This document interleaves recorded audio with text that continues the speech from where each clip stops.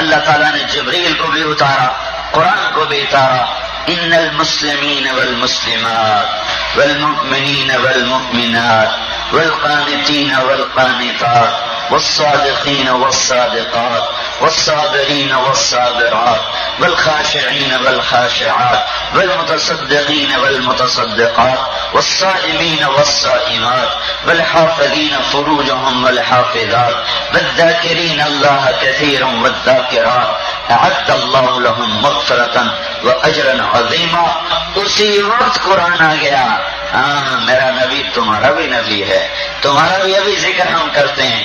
یہ اتنی خوبصورت آیات ہے نا، اس میں عربی قاعدے کے لحاظ سے نا ایک ہی لفظ کافی تھا، پر اللہ نے دو لفظ کٹھے مسلمان مرد مسلمان عورت، ایمان والا مرد ایمان والی عورت، عبادت گزار مرد عبادت گزار عورت، سچا مرد سچی عورت، صبر والا مرد صبر والی عورت، ڈرنے والا مرد ڈرنے والی عورت، خیرات کرنے والا مرد خیرات کرنے والی عورت، روزے دار مرد روزے دار عورت، پاک دامن مرد پاک دامن عورت، ذکر کرنے والا مرد ذکر کرنے والی عورت. ایسے 10 یوں ایک موتیوں کی طرح اللہ تعالیٰ نے اتارا اور بتایا کہ میرا نبی عورتوں کا بھی نبی ہے مردوں کا بھی نبی ہے.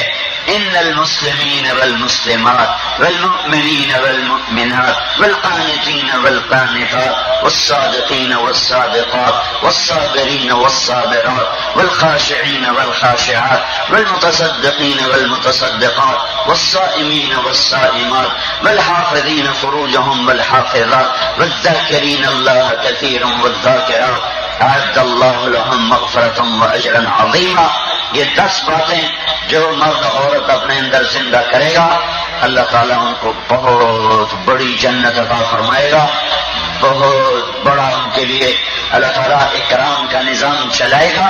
تو حضرت محمد صلی اللہ تعالی علیہ وسلم عورتوں کے بھی نبی بن کر آئے، مردوں کے بھی نبی بن کر آئے. ان کے پیچھے جو چلا وہ بلند ہوا، اس نے عزت پائی، اس نے بلندیاں دیکھی. پتھر کی پجارتی عورتیں بھی تھیں، پتھر کے پجاری مرد بھی تھے، پر اللہ تعالیٰ نے دونوں کے لیے آپ نے کہا جس نے جنت کی عورت سے شادی کرنی ہو ام ایمن سے شادی کر لے. یہ جنت کی عورت، جس نے جنت کی عورت کو دیکھنا ہو ام رومان کو دیکھ لے، حضرت عائشہ کی عورت، حضرت عائشہ کی والدہ. عورتوں کو بھی خوشخبریاں سنائیں، مردوں کو بھی خوشخبریاں سنائیں. تو حضرت محمد صلی اللہ تبارک و تعالی علیہ وسلم وہ دونوں جہان کے لیے عزت لائے، اللہ کا تعلق لائے. جو آپ کے طرز پر ڈھلے گا چلے گا وہی بلندیوں تک پہنچے گا، وہی بلندیوں تک پہنچے گا. اسی کا دل روشن ہوگا، منور ہوگا، ہدایت کا ذریعہ بنے گا. تو رسول اللہ صلی اللہ تبارک و تعالی علیہ وسلم جو شفیق نبی بن کر ہے، اللہ تعالیٰ نے نا اپنے ناموں میں سے 2 نام ہمارے نبی کو دیے ہیں. اللہ کا نام ہے رؤوف الرحیم، اور اللہ اپنے نبی کو کہتا ہے بالمؤمنین رؤوف الرحیم. یہ میرا نبی بھی رؤوف الرحیم ہے. آپ نے کتنے کام چھوڑ دیے کہیں میری امت میں فرض نہ ہو جائے. 3 دن تراویح پڑھی چھوڑ دی. کیوں چھوڑ دیا رسول اللہ؟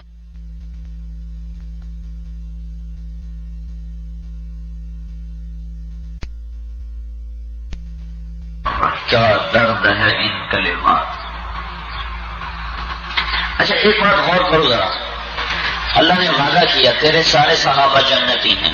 کلا وعد اللہ الحسنى کلا وعد اللہ الحسنى.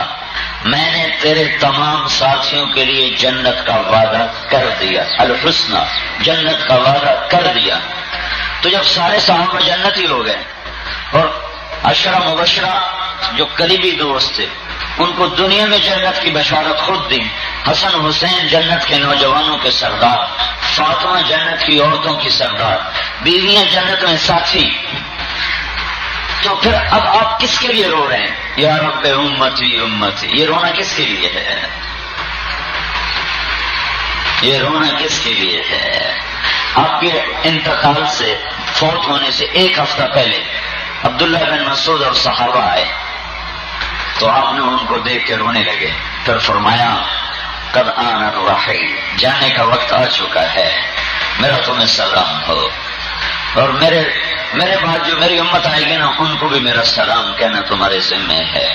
کوئی نبی جاتے ہوئے امت کو سلام نہیں کہہ گیا، یہ واحد نبی ہے جو جاتے ہوئے آنے والی امت کو بھی سلام کہہ کر گیا.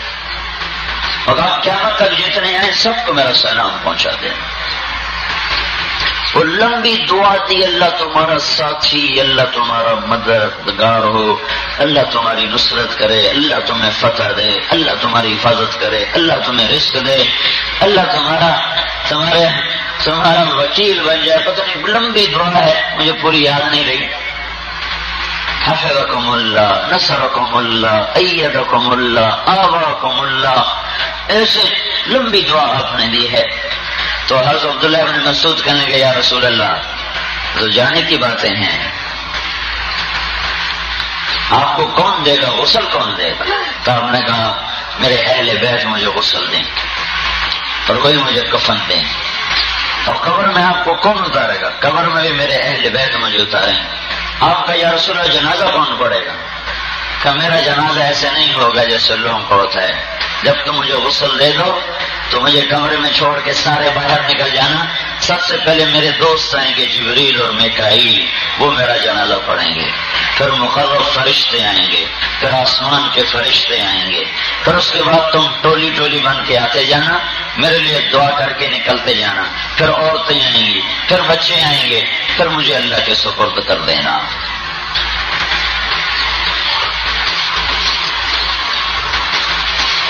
تو جب آپ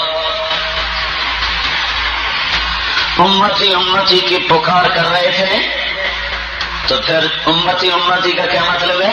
یا اللہ میری امت کو معاف کر دے، معاف کر دے، بس ایک ہی میں کہہ رہا ہوں معاف کر دے. آخر جبریل آ گئے، پوچھا یا رسول اللہ، اللہ تعالیٰ پوچھ رہے آپ کیوں رو رہے ہیں؟ کیوں؟ اللہ کو تو پتا کیوں رو رہے ہیں، کیوں رو رہے ہیں؟ تو آپ نے کہا اپنی امت کے غم میں رو رہا ہوں، مجھے میری امت کا غم ہے.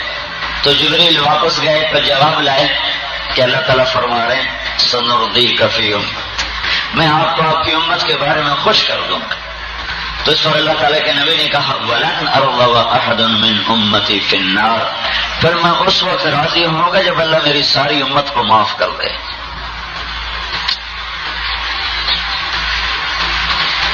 حضرت محمد صلی اللہ تعالی علیہ وسلم اس امت کے لیے ایک نجات کا پیغام لائے، کامیابی کا راستہ لائے، عزتوں کا راستہ لائے. مرد ہو یا عورت ہو اس کے پیچھے چلو، اس سے محبت کرو. حضرت صوبان ایک صحابی ہیں، تو آپ کے غلام ہیں، آپ وضو کر رہے تھے، وہ بھاگے آئے بھاگے سانس چڑھا ہوا اور آپ کے اوپر کھڑے ہو کر آپ میں سے دیکھنا شروع کر دے. تو آپ نے کہا صوبان کیا دیکھ رہے؟ کہ یا رسول اللہ گھر بیٹھے جب آپ کا خیال آتا ہے نا تو میں اتنا بے قرار ہو جاتا ہوں، اگر آپ کو آ کے دیکھ نہ لو تو میرا دل پھٹ جائے. یہ تو انسان ہیں. جب آپ کا انتقال ہوا تھا تو آپ کی ایک اونٹنی تھی، اس کا نام تھا جدعا. آپ کی 4 اونٹنیاں تھیں، ایک اونٹنی کا نام تھا جدعا. اس نے انتقال پہ کھانا بھی چھوڑ دیا، پینا بھی چھوڑ دیا، اور مسلسل اس کی آنکھوں سے آنسو بہ رہے تھے، مسلسل، اور بھوکے پیاسے تڑپ تڑپ کے مر گئی.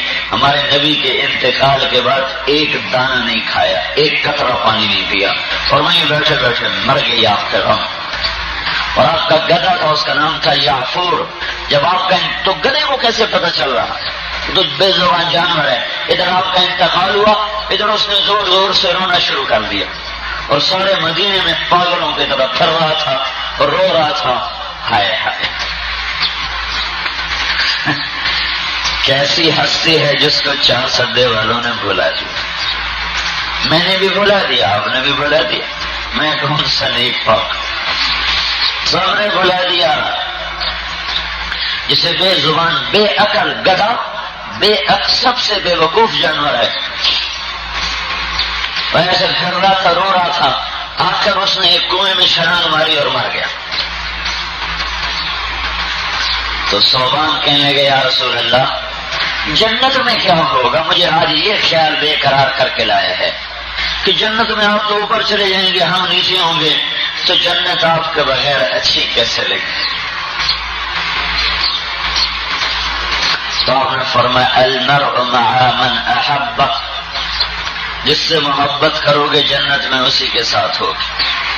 کیونکہ یہ صرف صوبان نے بات سمجھی تو پھر صوبان اس بات کے راوی بنے تو سارے صحابہ میں عید ہو گئی، عید۔ وہ کہنے لگے، حضرت انس فرمانے لگے سارے جہان کے خزانے ملنے پر ہمیں یہ خوشی نہ ہوتی جتنی اس موڑ پر ہوئی، اس لیے کہ ہمیں دنیا میں سب سے محبوب ہستی اللہ کا رسول ہے، نہ اولاد، نہ بیوی، نہ بچے، نہ ماں، نہ باپ، ان کی محبت بعد میں اور اللہ کا رسول پہلے تھا۔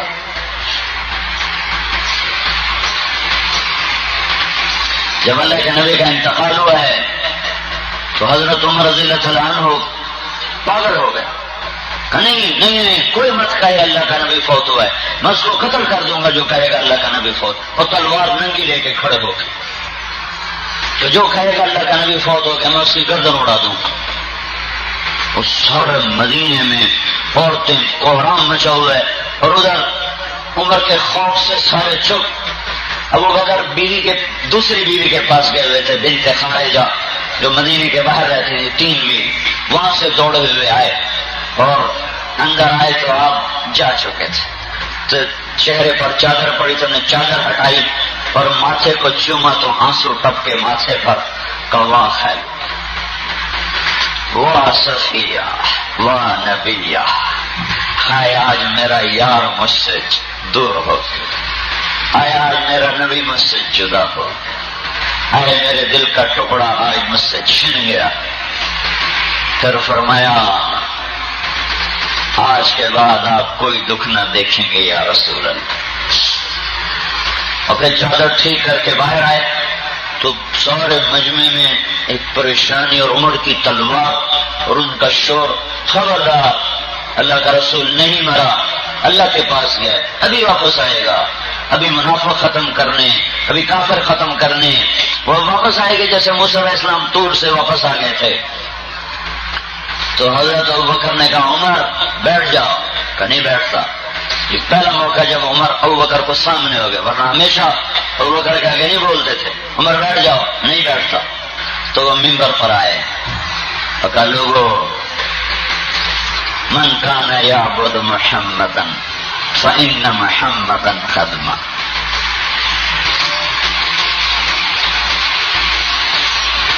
کیا مجلس ہوگی وہ لوگوں جو محمد کی پوجا کرتے تھے، سن لو آج وہ چلے گئے اللہ کے پاس۔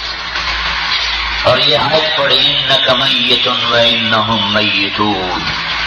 حضرت عمر فرماتے ہیں میری ٹانگوں سے جان نکل گئی اور میں بھول ہی گیا تھا کہ یہ آیت قرآن میں ہے، تو نے بھی مرنا ہے اور سب نے مرنا ہے۔ تو کہا میری ٹانگوں سے جان نکلو، میں سیدھا زمین پہ یوں گرا جیسے پتھر گرتا ہے، کہ میں یوں گرا اور مجھے پتا چل گیا کہ اللہ کا نبی ہمیں چھوڑ گیا۔ بلال رضی اللہ تعالیٰ عنہ ظہر کا وقت ہو گیا، چونکہ آپ کا انتقال ہوا تھا کوئی 10-11 بجے کے درمیان، ظہر کا وقت ہوا تو جب حضرت بلال نے اشہد ان محمدن کہا تو آگے آواز بند ہو گئی، روتے روتے روتے، اور اذان پوری بھی نہ کر سکے، مشکل سے اذان پوری کرتے ہی نیچے اترے کہ میں آج کے بعد اذان کبھی نہ دوں گا، اور قسم کھا لی۔ اور حضور کے ابوبکر کے خلیفہ بننے کے بعد مدینہ چھوڑ کے چلے گئے کہ مجھ سے نہیں رہا جاتا۔ 6 ماہ گزر گئے، واپس نہیں آئے تو اللہ کے نبی خام میں آئے، بلال بڑی بے وفائی کی، ملنے ہی نہیں آتے، ملنے ہی نہیں آتے۔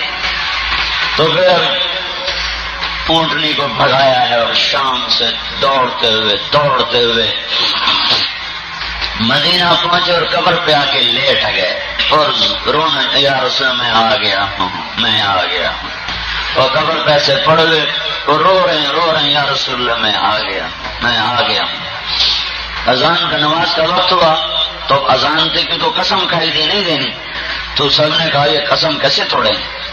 تو لوگوں نے حضرت حسن حسین سے کہا کہ آپ کہو اذان دیں، ویسے نہیں دیں گے.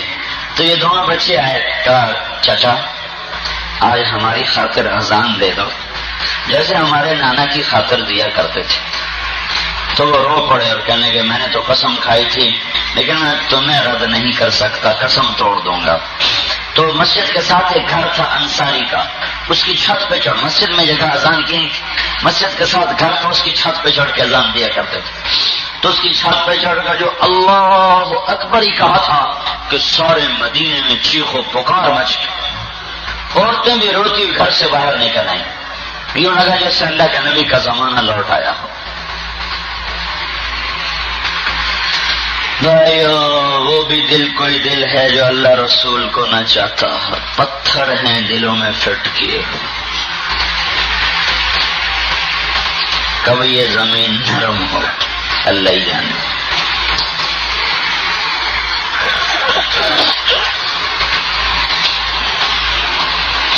تو یہ تبلیغ کا پیغام ہے کہ اللہ اور اس کے رسول سے جی لگاؤ. تو یہ دھکے کھانے سے ہوتا ہے، پھرنے سے ہوتا ہے. اس کی دعوت دو، اس کو سناؤ، لمبے لمبے سجدوں سے اس سے باتیں کرو. سرحد میں رواج ہے عورتیں بھی نماز پڑھتی، عورتیں سجدے میں سر رکھ کے پڑا ہوا ہے. ایسی نماز پڑھیں عورتیں اور مرد کہ دیکھنے والے کو پتہ چلے کہ یہ اللہ کا قربان ہے. جیسے مقناطیس پکڑ نہیں لیتا لوہے کو، جب سجدے میں سر زمین پر جائے تو زمین پکڑ لے، ہمیں اٹھنے نہ دے. یہ نماز ہے. یہ تبلیغ والے کہتے ہیں بھائی نفل جلدی سے پڑھ کے مشورے میں آ جاؤ، ایسے الٹی بات کرتے ہیں. نماز جیسی دولت کو کہتے ہیں جلدی سے پڑھ کے مشورے میں آ جاؤ. کیا بے وقوفی! وہ مشورہ کیا مشورہ ہے جس میں نماز کا اہتمام ہی ختم کر دیا جائے؟ وہ بھی کوئی مشورہ ہے؟ اور بھائی اللہ کو منا کے مشورے میں آؤ، اللہ کو منا کے لمبے لمبے سجدے کر کے آؤ.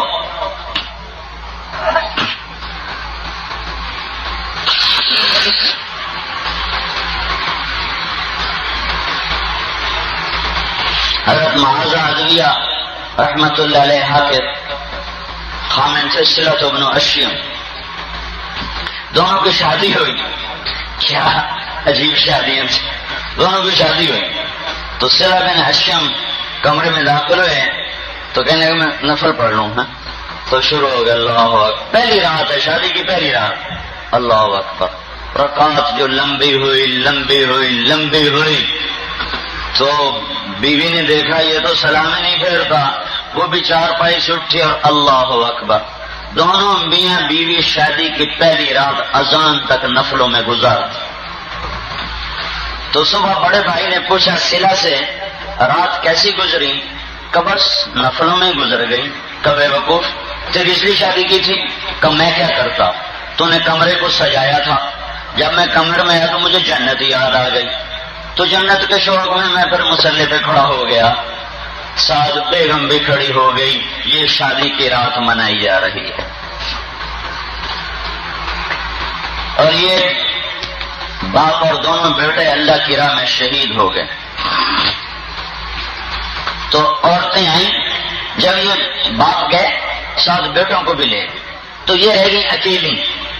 تو عورتیں آ گئیں، کہنے لگیں معاذہ نام تھا ان کا، معاذہ بڑی زیادتی کی ہے تمہارے خامن نے، خود بھی چلا گیا، بچوں کو بھی لے کے چلا گیا، روٹی کا انتظام کس کے حوالے کر گیا؟ تو فرمانے لگی روٹی کا انتظام کرنے والا تو اب بھی میرے پاس ہی موجود ہے، وہ تو خود کھانے والا تھا، مجھے کیا کھلاتا؟ میرا رب تو اب بھی میرے ساتھ ہی ہے، وہ تو خود کھانے والا تھا، مجھے کیا کھلاتا؟ تینوں باپ بیٹا شہید ہو گئے. تو عورتیں آئیں محلے کی افسوس کرنے، تو ان سے کہنے لگی افسوس کرنے ہیں تو ساری واپس چلی جاؤ، مبارک دینے آئی ہو تو 100 دفعہ آؤ، آج میرے لیے خوشی کا دن ہے، میرے بچے بھی قبول ہو گئے، میرا خامن بھی قبول ہو گیا. اس کے بعد 20 سال زندہ رہیں، 20 سال.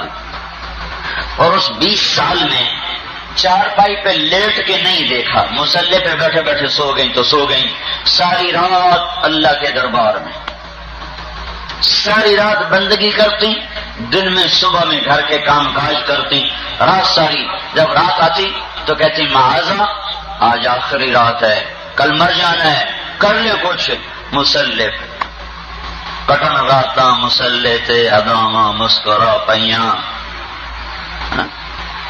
رات مصلی پر ہے، رات مصلی پر ہے، اور اللہ سے راز و نیاز ہے، عاشق میں عشق کمائیں دل رکھیں وانگ پہاڑاں ہو، سہ سہ بدیاں ہزار لامیں کر جانے باغ بہاراں ہو۔ جسے عشق ہوتا ہے اس کی رات اور طرح گزرتی ہے، جو میری طرح دیوانہ پاگل پیٹ بھر کے سویا، نہ فجر کا ہوش نہ رات کا ہوش، ساری رات گزار دیتی، دن گھر کے کام کاج، رات مصلی۔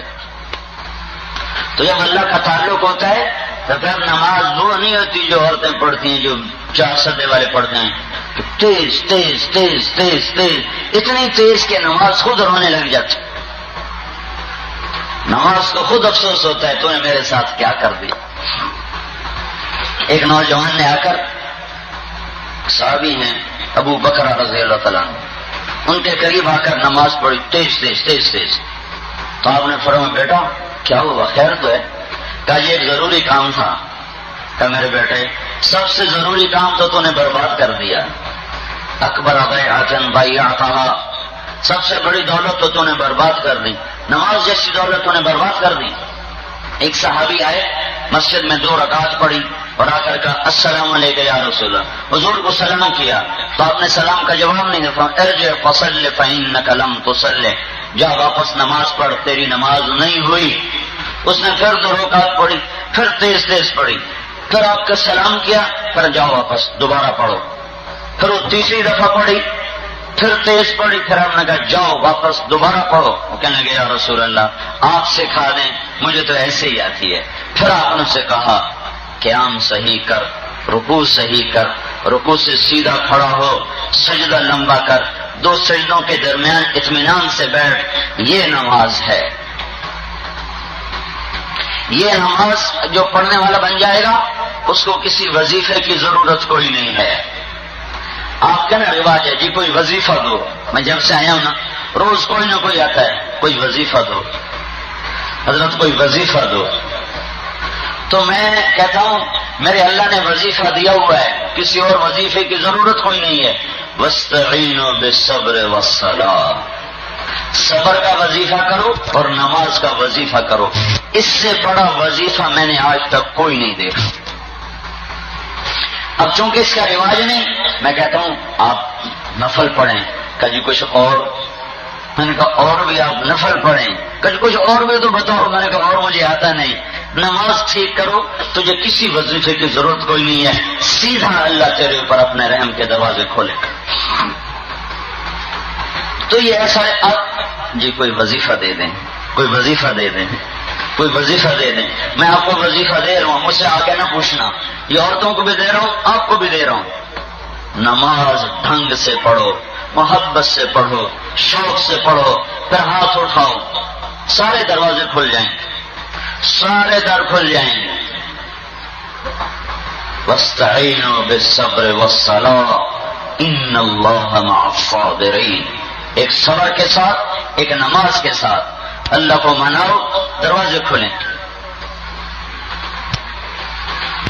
اور حسن اخلاق کے ساتھ جو اللہ کا محبوب صلی اللہ علیہ وسلم ایک پاک زندگی لے کر آیا، ایک مصلی کی زندگی ہے، ایک گھر کی زندگی ہے۔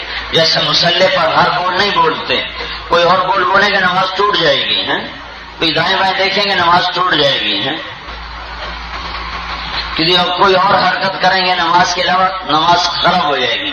ایک مصلی پر ہے، پورا جسم اللہ کی مرضی میں استعمال ہو رہا ہے۔ نماز سے باہر آؤ تو اب سارے جسم کو اللہ کی مرضی کے مطابق استعمال کرو، جیسے زبان وہاں صحیح بول رہی تھی، باہر صحیح بولو، نظر نماز میں ٹھیک دیکھ رہی تھی، باہر ٹھیک دیکھو، ہاتھ صحیح استعمال ہو رہے تھے، باہر ٹھیک استعمال کرو، دل دماغ صحیح استعمال ہو رہا تھا، باہر بھی صحیح استعمال کرو، زبان کے بول کو درست کرو، میٹھے بول کے عادی بنو، دنیا میں اس سے بڑا محبت کا کوئی اصول کوئی نہیں کہ بول میٹھا کر دو، سخت جملے چھوڑ دو، تانا دینا چھوڑ دو، تانا دینا چھوڑ دو، بڑے بڑے تباہی آ جاتی ہے تانا دینے پر، محبت کا بول بولو تو دل قریب ہو جاتے ہیں، میٹھا بول اور الفت کا بول اور محبت کا لفظ یہ ہزاروں نفلوں پر بھاری ہے، لاکھوں نفلوں پر بھاری ہے۔ اچھے اخلاق کا معاملہ ساری رات کی عبادت سے افضل ہے میٹھے بول پر بولنا اور برائی کرنے والے کی اچھائی کرنا، اور میری کمیاں اچھالنے والے کی میں خوبیاں اچھالوں، وہ میری کمیاں دیکھے میں اس کی خوبیاں دیکھوں، وہ میری غیبت کرے میں اس کی تعریف کروں، وہ میرا برا چاہے میں اس کا اچھا چاہوں۔ یہ کر کے اگر کوئی عورت مر گئی اور کوئی مرد مر گیا تو بڑے بڑے تہجد گزار عبادت گزار نیچے ہوں گے، یہ اوپر ہوگا۔ ہمارے گھروں سے اخلاق مٹ چکا ہے، نمازیں ہیں، روزہ ذکر بھی ہے، آپ کے یہاں تلاوت بھی ہے، اور ساری دنیا میں اخلاق مٹ چکے ہیں، میٹھا بول مٹ چکا ہے، غیبت جڑ پکڑ گئی ہے، گالی جڑ پکڑ گئی ہے۔ سن لو غور سے، بیت اللہ کو توڑ دینا چھوٹا گناہ ہے اور کسی مسلمان کو ماں بیٹی بہن کی گالی دینا بڑا گناہ ہے۔ ماں کی قیمت کوئی نہیں لگا سکتا، بیٹی بہن کی قیمت کوئی نہیں ہوتی۔ اپنی زبان کو گالی سے بچاؤ۔ بیت اللہ کو کوئی پتھر بھی مارے تو لوگ آگ لگا دیں گے، قتل نہیں کریں گے، آگ لگا دیں گے، ٹکڑے ٹکڑے کر دیں گے۔ اور جب کوئی کسی مسلمان کو ماں کی بیٹی کی بہن کی گالی دیتا ہے تو یہ بیت اللہ کو پتھر مارنا نہیں، بیت اللہ کو زمین پر گرا دینے سے بڑا گناہ ہے کسی کو ماں بیٹی بہن کی گالی دینا۔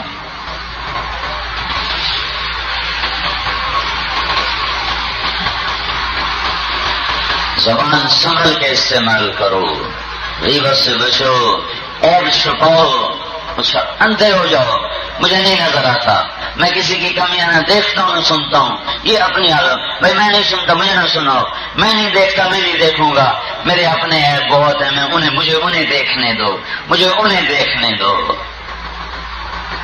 جب کوئی عورت اوروں کی کمیاں دیکھنا شروع کر دیتی، جب کوئی مرد اوروں کے عیب دیکھنا شروع کر دیتا ہے، اللہ اسے اپنے عیب بھلا دیتا ہے۔ جب وہ اپنے عیب بھولتا ہے غفلت کی موت مر جاتا ہے۔ ایک نیکی کا بھی تکبر ہوتا ہے، ایک پیسے کا تکبر ہے، ایک نیکی کا تکبر ہے۔ یہ نیکی کا تکبر پیسے کے تکبر سے زیادہ خطرناک ہے۔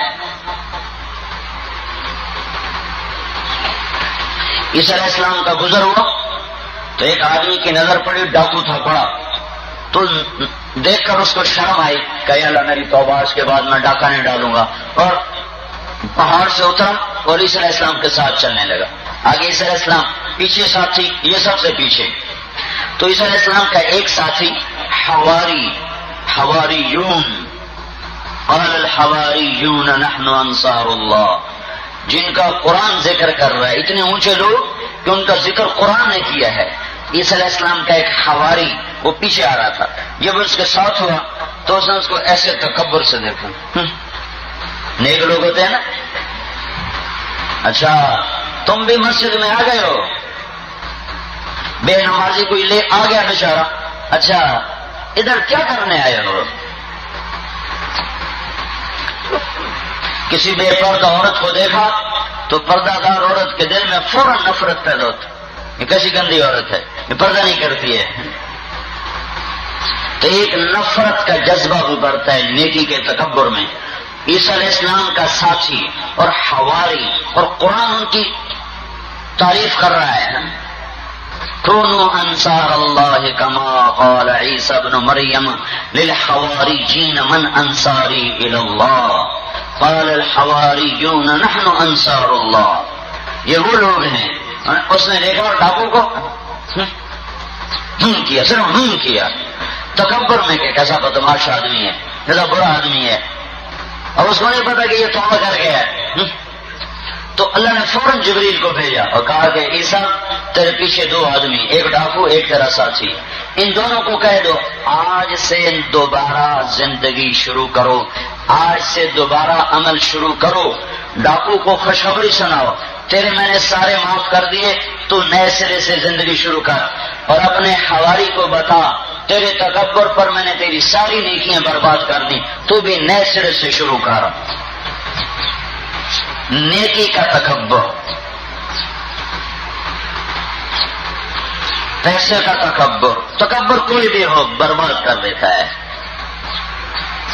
تو میرے بھائیوں بہنوں، ہم اخلاق کے لحاظ سے غریب ہو گئے ہیں، فقیر ہو گئے ہیں. ہمارے پاس خلق نہیں ہے، میٹھا بول نہیں ہے، غیبت سے بچنا نہیں ہے. گھر گھر میں لڑائی ہے، گھر گھر میں لڑائی ہے. میاں بیوی کی لڑائی ہے، ساس بہو کی لڑائی ہے. جب وہ ماں ہوتی ہے تو بیٹی کے عیب چھپاتی ہے، جب بہو کو گھر لے کر آتی ہے تو اس کے عیب دیکھنا شروع کر دیتی. خواکے کہتے ہیں، جب خواکے بن جاتی ہے تو پھر انگور کے عیب دیکھنا شروع کر دیتی ہے. جب وہ ماں ہوتی ہے تو کہتے میری بیٹی کو کچھ نہ کہو، میری بیٹی تو ایسی ہے، میری بیٹی تو ایسی ہے، اسے کچھ نہ کہو، اس کا کوئی قصور نہیں، اس کا کوئی قصور نہیں. اور جب خواکے بن جاتی ہے تو پھر اس کے ایک ایک عیب کو دیکھتی ہے، پھر بیٹے کو بتاتی ہے یوں کرتی ہے، یوں کرتی ہے، یوں کرتی ہے. اور بیٹا بھی اتنا بے وقوف ہے، وہ پوچھتا بھی نہیں بیوی سے کہ میری ماں کی یہ بات ٹھیک بھی ہے کہ غلط ہے. اس کو مارنا شروع کر دیتا ہے، گالیاں دینا شروع کر دیتا ہے، برا بھلا کہنا شروع کر دیتا ہے. اپنے بیٹے کے گھر کو برباد کر کے پھر بیٹھ کے سبحان اللہ پڑھتی.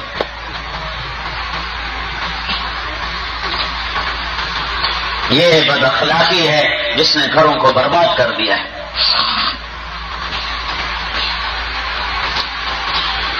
گھر کا حسن اچھے اخلاق سے ہے، گھر کا زیور اچھے اخلاق ہیں. ماں کو ماں کا حق دو، بیوی کو بیوی کا حق دو، باپ کو باپ کا حق دو، بھائی کو بھائی کا حق دو. سب کی الگ الگ سڑک ہے، ساری ٹریفک اپنی سڑک پہ چلے کوئی ٹکر نہیں ہوگی. جب دوسری سڑک پہ چڑھو گے پھر ٹکر ہوگی.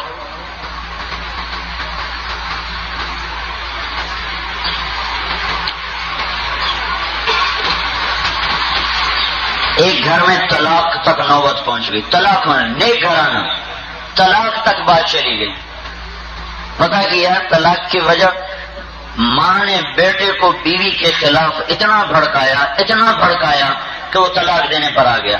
اور پیچھے بات کیا ہے کہ یہ اپنے ماں باپ سے ملنے جاتی، مجھ سے پوچھتی کیوں نہیں، خواہے سے پوچھتی کیوں نہیں. میں نے کہا اپنے مرد سے پوچھتی ہے. کہاں مرد سے تو پوچھتی ہے. میں نے کہا تو خواہے سے پوچھنا تو ضروری بھی کوئی نہیں. پوچھ لے تو اس کی نیکی ہے، نہ پوچھے تو اس کے ذمہ تو کوئی نہیں. اس کے ذمہ تو اپنے خامن سے پوچھنا ہے. خامن نے اجازت دیتی جا سکتی. اب خواہ کے بیچ میں ٹانگ اڑاتی کہ مجھ سے کیوں نہیں پوچھا. صرف اس ایک بات پہ طلاق ہو رہی تھی.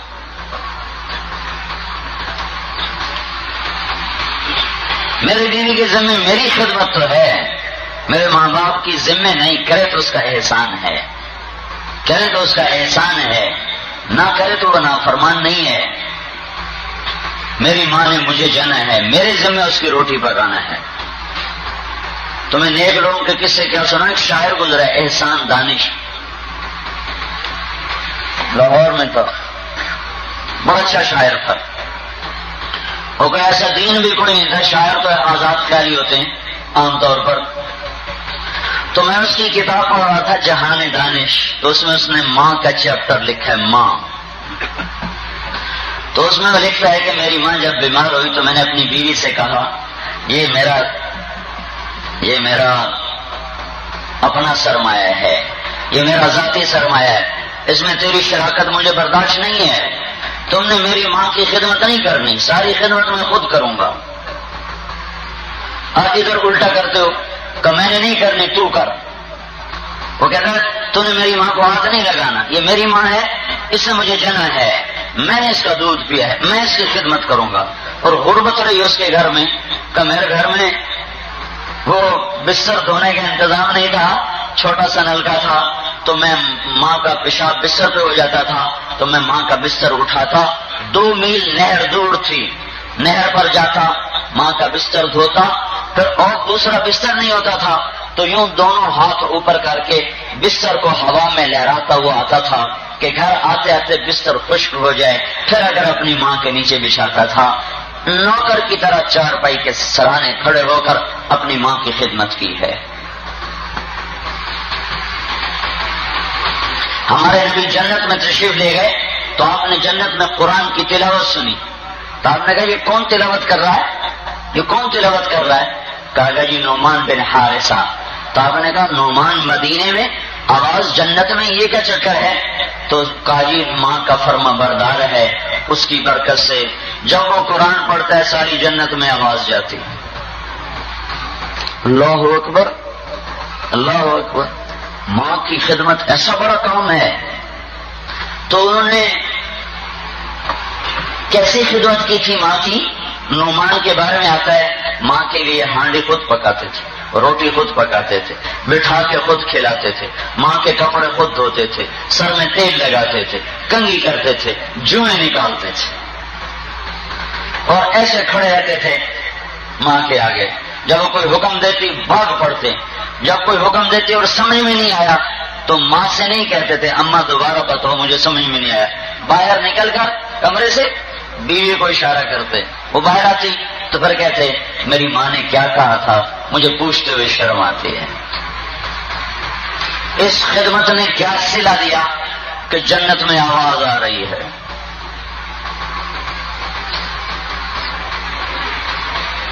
ایک آدمی نے ماں کو حج کرایا کندھے پہ بٹھا کر، سن رہے ہو، کندھے پہ بٹھا کر. کتنا مشکل کام ہے خود حج کرنا، پھر کندھے پہ بٹھا کر. اس وقت سڑکیں نہیں تھی، پہاڑ چڑھا اترا، پھر آ کر کہنے لگا یا رسول اللہ میں نے ماں کا حق ادا کر دیا.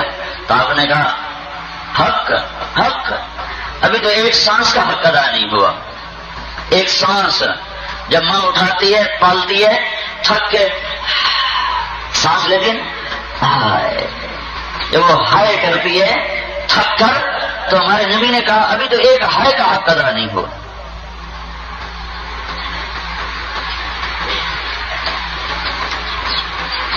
آپ نے حضرت عمر سے فرمایا یمن سے ایک آدمی آئے گا، اس کا نام ہوگا اویس، اس کا قبیلہ ہوگا مراد، اور مراد کی شاخ ہوگی کرن. وہ جب آئے تو اس سے دعا کروانا. وہ جب ہاتھ اٹھاتا ہے تو اللہ اس کے ہاتھ خالی بھیجتا ہی نہیں. تو حضرت عمر نے فرمایا یا رسول اللہ وہ کس وجہ سے؟ کہا ماں کی خدمت کی وجہ سے یہ مقام پا چکا ہے.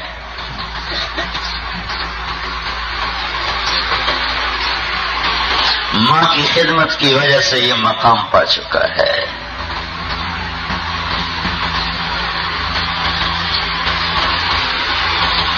سمجھو بھائی کیا کہہ رہا ہوں، یہ اخلاق والی زندگی مٹ چکی ہے. ایک نوجوان جا رہا تھا اپنے باپ کے آگے تو آپ نے اب حضرت ابو ہریرہ نے فرمایا اے بچے یہ کون ہے؟ کہا جی میرا باپ ہے. تو بے وقوف اس کے آگے چلتا ہے. کبھی باپ کے آگے مت چلو، کبھی باپ سے پہلے مت بیٹھو، پہلے باپ کو بٹھاؤ پھر بیٹھو، باپ کو آگے چلاؤ خود پیچھے چلو. کبھی باپ کو دکھ دینے والا بول نہ بولو، کبھی باپ کو تکلیف پہنچانے والا بول نہ بولو کہ یہ جنت کا دروازہ ہے، یہ دکھی ہو گیا تو یہ ٹوٹ جائے گا، یہ ٹوٹ گیا تو جنت حرام ہو جائے گی. ساری زندگی کی عبادت کر کے مرا اور ماں باپ کو دکھ دیا تھا، نہیں جنت میں جا سکتا، جنت کی ہوا بھی نہیں لے سکتا. اس کا حق کوئی ادا نہیں کر سکتا. یہ وہ دولت ہے جو صبح صبح ماں باپ کی زیارت کر لے، نہ چائے پوچھے، نہ روٹی پوچھے، نہ ناشتہ پوچھے، صرف ایسے جا کے دیکھ لے، ایک نظر دیکھ لے. اس دیکھنے پر میرے نبی نے فرمایا صبح سے شام تک جنت کے 2 دروازے اس کے لیے کھل جاتے. ہے ہمارے نبی نے کہا کاش میرے بھی ماں باپ ہوتے، میں ان کی خدمت کرتا۔ باپ تو دیکھا ہی نہیں نا، تو ماں 6 سال کی عمر میں اللہ نے لے لی۔ 6 سال کا بچہ معصوم، حضرت آمنہ ابوا میں انتقال فرما رہی تھی اور آپ ماں کے ساتھ لگ کے بیٹھے ہوئے اس کو مرتا دیکھ رہے تھے۔ جب ان کا انتقال ہونے لگا تو انہوں نے کہا میں تو جا رہی ہوں، ایک بچہ چھوڑ کے جا رہی ہوں جس کا نام زندہ ہوگا، روشن ہوگا۔ جب آنکھ بند ہوئی تو ہمارا نبی ماں کے سینے پر ایسے گر گئے، سر ایسے رکھا تھا اور سینے پر سر رکھ کے رو رہے تھے۔ اماں کہتے جواب نہیں آتا تھا، آگے وہ 6 سال کا بچہ پتہ ہی نہیں کہ ہوا گیا ہے، تو ایسے سر رکھا ہوا تھا اور زاروں قطار رو رہے تھے کہ جواب نہیں آ رہا۔ پھر جب دفن کر دیا گیا اور چلنے لگے اور ام ایمن اٹھانے لگی تو پھر ماں کی قبر کو ایسے پکڑ کے ایسے گرے کہ میری ماں میرے ساتھ چلے میں تب جاؤں گا۔ تو یہ درد آپ کے سینے میں تھا۔ مدینے میں آپ نے کہا کاش میرے بھی ماں باپ ہوتے، اور نہیں تو ماں تو ہوتی، ماں کو تو دیکھا ہوا تھا تو باپ تو دیکھا ہی نہیں، اور نہیں تو ماں تو ہوتی اور میں عشاء کی نماز مصلی پہ کھڑا ہو چکا تھا۔ عشاء فرض فرض فرض، عشاء کی نماز فرض میں مصلی پہ کھڑا ہو چکا ہوتا اور سورت فاتحہ شروع کر چکا ہوتا، مسجد بھری ہوئی نمازیوں سے ہوتی اور میں الحمدللہ رب العالمین کہتا، اور ادھر میرے گھر کی کھڑکی کھلتی اور اس میں سے میری ماں منہ نکال کے کہتی محمد، تو میں نماز توڑ کے کہتا جی اماں جان۔ جب یہ ماں باپ ذلیل ہوتے ہیں تو اللہ کا عرش ہلنے لگتا ہے۔ میرے نبی نے سے پوچھا گیا یا رسول اللہ قیامت کب آئے گی؟ آپ نے کہا اللہ ہی کوئی پتہ کب آئے گی، کا کوئی نشانی تو بتائیں۔ تو آپ نے کہا جب ماؤں کے ساتھ اولاد نوکروں کی طرح سلوک کرے گی تو سمجھو آ گئی۔ جب پڑھان کے نوجوان اپنی ماؤں کو بے عزت کریں گے تو سمجھو قیامت آ گئی۔ تو بھائیو بہنوں، یہ ایک زندگی ہے جو لوگوں نے بھلا دی ہے۔ اس پوری زندگی کو اپنے اندر اتارنا اور ساری دنیا میں لے کے پھرنا، یہ تبلیغ کا کام ہے، یہ ختم نبوت کی محنت ہے۔ یہ کسی جماعت کا کام ہوتا ختم ہو گیا ہوتا، ہندوستان میں مر مک جاتا۔ یہ ختم نبوت کا کام ہے جس نے امت کے ان پڑھ بھی، مرد بھی اور عورت بھی اور مالدار بھی اور فقیر بھی اور پڑھے لکھے بھی ایسے گھما دیے، ایسے قربانیوں پہ اٹھا دیے کہ 6 بر اعظم میں کلمہ گونج گیا۔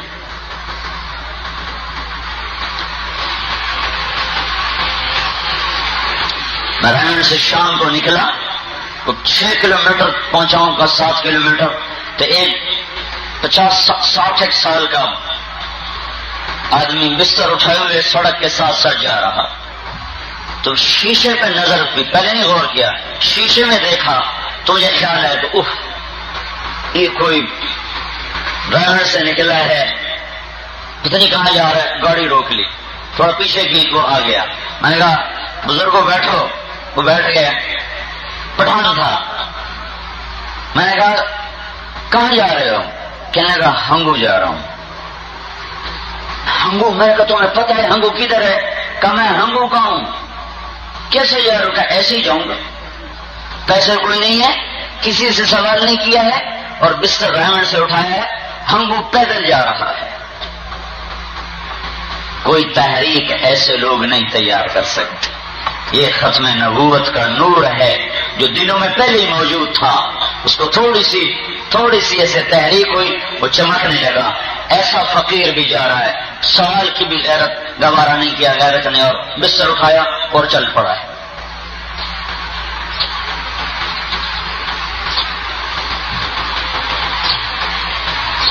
تو ایسی قربانیاں ہوئی ہیں۔ تو میرے بھائیوں بہنوں، پچھلی زندگی پر توبہ کرو اور یہ اللہ کے محبوب کی پاک زندگی کو اپنی زندگی بنا کے چل۔ جو کرے گا اللہ اسے چمکائے گا۔ کبھی ایسا کام پچھلے 1000 سال میں نہیں ہوا جو یہ اللہ نے ہمیں دے دیا، ہیرا۔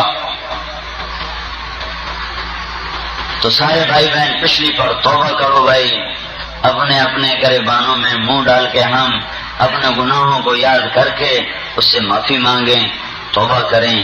اگلی زندگی اپنے اللہ کو راضی کرنا، اس کے محبوب کو راضی کرنا اور اس کے پیغام کو دنیا میں پھیلانا، یہ اپنا کام بنائیں، ڈیوٹی، وظیفہ۔ کوئی کرے نہ کرے مجھے کرنا ہے۔ اگر شبوت ہیں جماعت کی آستینوں میں، مجھے ہے حکم اذان لا الہ الا اللہ۔ کوئی کرے نہ کرے میرے ذمہ تو ہے اللہ کی صدا لگانا، آواز لگانا۔ کوئی مسجد میں نہ آئے، مؤذن تو کہتا ہی ہے حی علی الصلاۃ۔ ارے بھائی تو کیوں اذان دے رہا ہے؟ کہا جی میری ڈیوٹی ہے، کوئی آئے نہ آئے میری ڈیوٹی ہے، کوئی مانے نہ مانے میرے ذمہ ہے صدا لگانا، آواز لگانا۔ لوگوں اللہ کی مان لو، اللہ کو راضی کر لو۔ تو سارے بھائی بہن نیت کرتے ہو نا؟ توبہ تو کرتے ہو کہ نہیں کرتے؟ تو یہ ساری عورتیں بھی مرد بھی کہو اپنے ایک دفعہ یا اللہ میری توبہ، گناہ یاد کر کے کہو یا اللہ میری توبہ۔ ایک دفعہ اور کہہ دیں سارے مرد عورت یا اللہ میری توبہ۔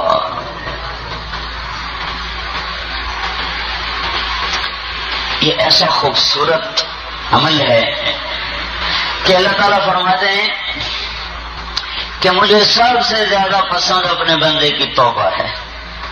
جب وہ ندامت سے ہائے کرتا ہے کہتا ہے یا اللہ معاف کر دے، میں جاؤ معاف کر دے، اور ایسا معاف کرتا ہے کہ سارے گناہ مٹا دیتا ہے۔ اسے اگلی بتاؤں کون کرے گا؟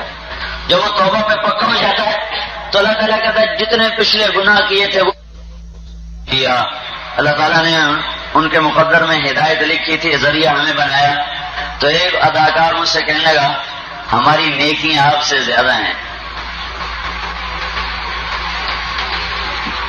کہنے لگا ہماری نیکیاں آپ سے زیادہ ہیں، اور وجہ اس کی یہ ہے کہ ہم نے آپ سے گناہ بہت زیادہ کیے ہوئے ہیں۔ اب ہم نے توبہ کر لی، ہمارے سارے گناہ نیکیوں میں بدلے گئے، تو ہماری نیکیاں آپ سے بڑھ گئی۔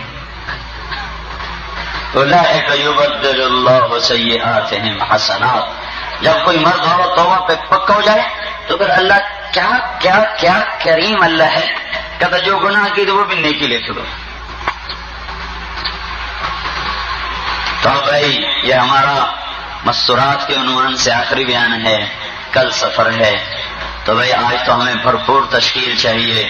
آپ لوگوں نے ہر جگہ بڑی محبت کے ساتھ آپ نے ساتھ دیا، نصرت کی، لوگ بھی نکلے، بات بھی سنی، توبہ بھی ہوئی۔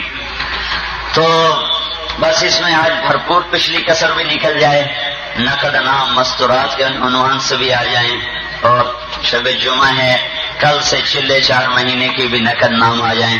جو بھائی تیار ہوں ذرا کھڑے ہو کے ارشاد فرمائیں۔